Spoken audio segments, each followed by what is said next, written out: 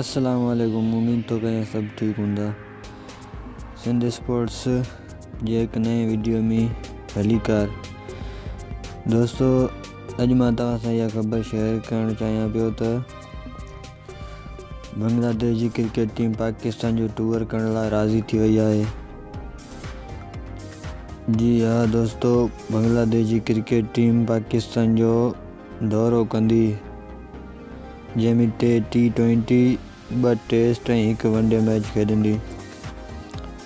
पहिरियों T20 match Lahore में खेॾियो वेंदो ऐं ॿियो मैच बि लाहौर में खेॾियो वेंदो 25 जनवरी ते। टियों T20 लाहौर में खेॾियो वेंदो 27 जनवरी ते।